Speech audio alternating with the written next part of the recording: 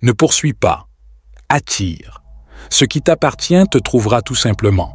Imagine un instant que tu te tiens au bord d'un lac tranquille. L'eau est calme, paisible et reflète le ciel comme un miroir. Tu te penches et jettes doucement un petit caillou dans l'eau. Que se passe-t-il? Des ondulations. Elles partent du point de contact et se propagent vers l'extérieur en cercle parfait. Maintenant, pense à tes désirs comme ce caillou et à tes pensées, sentiments et actions comme l'eau. Chaque fois que tu émets une pensée, qu'il s'agisse d'abondance ou de pénurie, elle crée des ondulations qui se répandent dans l'univers. Ces ondulations finissent par revenir vers toi, apportant avec elles l'essence même de ce que tu as envoyé. C'est le cœur de la loi de l'attraction. Ce que tu envoies est ce que tu reçois. Mais voici le twist. La plupart des gens jettent des cailloux dans l'eau de toute leur force, créant des ondulations chaotiques et conflictuelles. Ils sont désespérés, frénétiques et impatients, espérant que s'ils essaient assez fort, ils feront le plus grand éclaboussement et obtiendront ce qu'ils veulent. Mais que se passe-t-il dans l'eau lorsque tu jettes un caillou trop fort? Les ondulations deviennent erratiques, imprévisibles, et au lieu d'attirer ce que tu désires, tu crées de la confusion. L'univers ne répond pas bien au chaos, il répond à la clarté, à l'intention et à une concentration calme. Alors, et si, au lieu de lancer ton caillou de toutes tes forces, tu le plaçais doucement dans l'eau, en sachant que les ondulations que tu crées avec intention te ramèneront exactement ce que tu désires? Parlons d'énergie, car c'est ce à quoi tout dans cet univers se résume. Toi, moi, la chaise sur laquelle tu es assis, le téléphone ou l'ordinateur que tu tiens. Tout est énergie vibrant à différentes fréquences. Les pensées que tu as, les émotions que tu ressens et les actions que tu entreprends sont toutes des formes d'énergie. Et tout comme on se connecte à une station de radio, tu attires dans ta vie les choses qui sont sur la même fréquence que l'énergie que tu émets. Si tu vibres à une fréquence de peur, de doute ou de désespoir, tu attireras des situations, des personnes et des expériences qui correspondent à cette énergie. Mais si tu élèves ta fréquence à celle de l'amour, de la joie et de l'abondance, tu commenceras à attirer des circonstances qui reflètent ces vibrations plus élevées. Maintenant, tu te demandes peut-être, comment puis-je élever ma fréquence? Cela commence par la conscience. Deviens conscient de tes pensées et de tes sentiments. À quoi penses-tu constamment? Tes pensées sont-elles centrées sur le manque, sur ce que tu n'as pas, sur ce qui va mal? Ou sont-elles centrées sur la gratitude, sur ce que tu as et sur les possibilités qui se présentent? Cette conscience est clé, car elle te permet de choisir consciemment tes pensées et, par extension, ta vibration. Une fois que tu en es conscient, l'étape suivante consiste à changer ton focus. Chaque fois que tu te surprends à penser une pensée négative, arrête-toi et remplace-la par une pensée positive. C'est comme changer de chaîne sur ta télévision. Si tu regardes une émission qui ne te plaît pas, tu ne restes pas là à te plaindre. Tu prends la télécommande et tu changes pour quelque chose de mieux. Il en va de même pour tes pensées. Si tu penses à combien tu n'as pas assez d'argent, attrape-toi et change cette pensée en quelque chose comme « Je suis ouvert à recevoir plus d'abondance dans ma vie ». Cela peut sembler étrange ou forcé au début, mais plus tu pratiques, plus cela devient naturel. Mais il ne s'agit pas seulement de penser positivement. Il s'agit d'incarner les sentiments associés à tes désirs. C'est là qu'intervient la visualisation. Imagine-toi vivant la vie que tu désires. Comment cela se sent-il? Que fais-tu? Avec qui es-tu? Engage tous tes sens et immerge-toi vraiment dans cette vision. Plus tu peux l'imaginer de manière vivante, plus le signal que tu envoies à l'univers est puissant. Et voici le point clé. Ton esprit ne peut pas faire la différence entre ce qui est réel et ce qui est imaginé de manière vivante.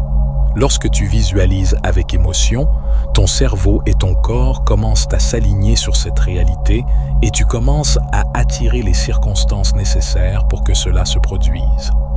La visualisation est un outil puissant, mais ce n'est qu'une partie de l'équation. L'étape suivante consiste à passer à l'action inspirée. Il ne s'agit pas de forcer les choses à se produire. Il s'agit de se déplacer dans la direction de tes rêves avec aisance et fluidité. Pense à cela comme ramer un bateau en descendant la rivière. Tu continues à agir, mais tu vas dans le sens du courant, pas à contre-courant. L'action inspirée fait du bien. Elle semble juste et elle vient souvent avec un sentiment d'excitation ou d'anticipation. C'est l'univers qui te pousse dans la direction que tu dois suivre. Fais attention à ces impulsions et agis en conséquence, même si elles semblent petites ou insignifiantes. Parfois, les plus petites étapes peuvent conduire aux plus grandes percées. Parlons de la reddition. Cela pourrait être l'une des parties les plus difficiles pour la plupart des gens, surtout dans une culture qui glorifie le contrôle, l'effort et l'acharnement. La reddition ne signifie pas abandonner. Elle signifie relâcher ta prise ferme sur comment et quand les choses doivent se produire.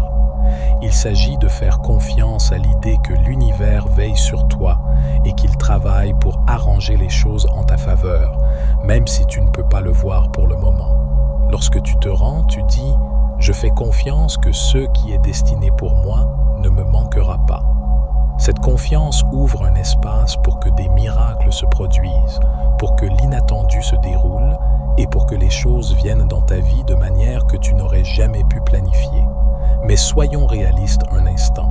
Faire confiance au processus ne signifie pas rester assis sur ton canapé à ne rien faire. Cela signifie agir quand cela semble juste et se reposer quand cela ne l'est pas.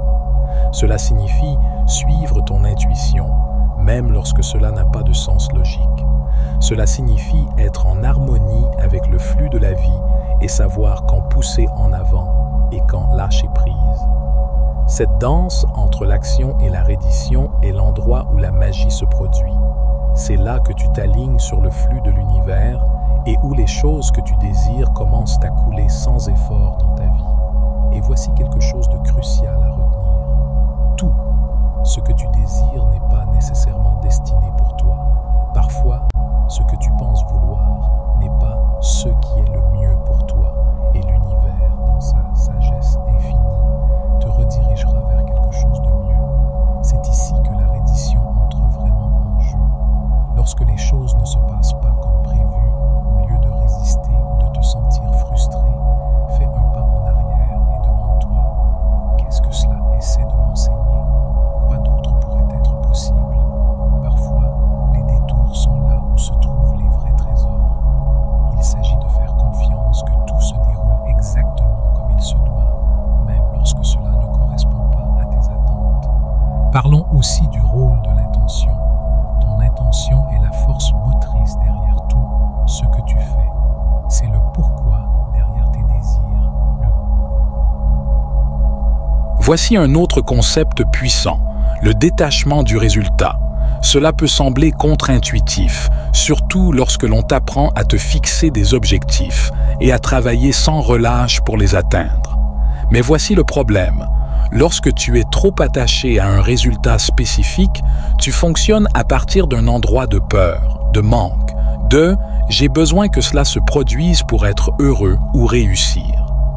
Cet attachement crée de la résistance et bloque le flux de ce que tu désires vraiment. Le détachement, en revanche, consiste à faire confiance à l'idée que, quoi qu'il arrive, ce sera pour ton plus grand bien. Il s'agit d'être ouvert à différentes possibilités, à l'idée que ce que tu reçois pourrait être encore mieux que ce que tu avais initialement souhaité. Le détachement ne signifie pas ne pas se soucier des choses, cela signifie se soucier profondément, mais être en paix avec quel que soit le résultat. Explorons le pouvoir de l'alignement. Lorsque tu es aligné avec ton véritable moi, avec ton but supérieur, les choses commencent à se mettre en place sans effort. L'alignement consiste à vivre en accord avec tes valeurs, tes passions et ta vérité. Il s'agit d'être authentique, de faire ce qui te semble juste, même si cela va à contre-courant. Lorsque tu es aligné, tu es dans le flux. Tu ne te bats pas contre le courant, tu bouges avec lui. C'est là que l'attraction véritable se produit, où tu deviens un aimant pour ceux que tu désires, car tu vibres à la fréquence de ton véritable moi. Plus tu es aligné avec ton but, plus il est facile d'attirer ce qui est destiné pour toi. Mais l'alignement n'est pas toujours facile. Il exige de l'introspection, de l'honnêteté et parfois des choix difficiles. Cela pourrait signifier lâcher des relations, des emplois ou des habitudes qui ne te servent plus. Cela pourrait signifier s'aventurer dans l'inconnu, prendre des risques et faire confiance à l'idée que l'univers te soutiendra. Mais lorsque tu fais cela, lorsque tu t'alignes avec ton véritable moi, les récompenses sont immenses. Tu constateras que ce que tu attires dans ta vie n'est pas seulement ce que tu désires, mais aussi ce qui nourrit vraiment ton âme. Parlons maintenant du concept de soi. Ton concept de soi est l'image que tu as de toi-même, l'histoire que tu racontes sur qui tu es et ce dont tu es capable. C'est l'un des facteurs les plus puissants dans ce que tu attires dans ta vie. Si tu te vois comme quelqu'un qui n'est pas digne, comme quelqu'un qui lutte toujours, ou comme quelqu'un qui n'a jamais de chance, c'est exactement ce que tu vas expérimenter. Mais si tu modifies ton concept de soi pour le transformer en un concept de valeur, d'abondance, d'être un aimant pour le succès, ta réalité extérieure commencera à refléter cela.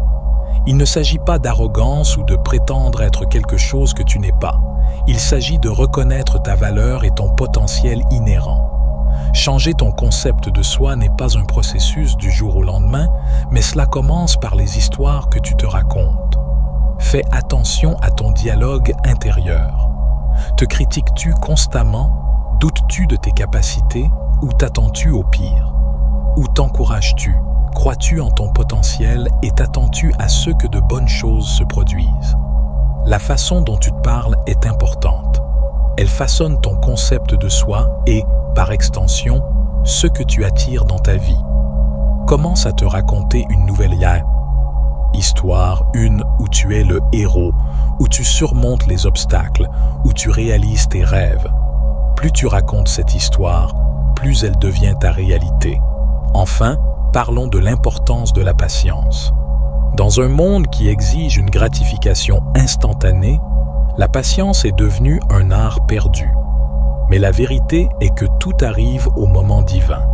Parfois, l'univers a besoin de temps pour orchestrer les événements qui apporteront tes désirs à leur réalisation. Faire confiance à ce timing est crucial. La patience ne signifie pas attendre passivement. Elle signifie continuer à avancer, à prendre des actions inspirées, à grandir et à évoluer tout en faisant confiance à l'idée que ce que tu désires est en route. Il s'agit de profiter du voyage, de trouver de la joie dans le moment présent et de savoir que la destination n'est que la cerise sur le gâteau. Donc, voici l'essentiel. Ne poursuis pas, attire.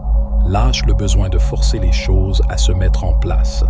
Au lieu de cela, aligne-toi avec ton véritable moi, élève ta vibration, fixe des intentions claires et fais confiance au processus. Lorsque tu fais cela, tu deviens un aimant pour ce qui est destiné pour toi. Tu constateras que ce qui t'appartient te trouvera simplement sans lutte, sans effort et souvent sans même essayer. Et cela, mon ami, est le véritable pouvoir de l'attraction.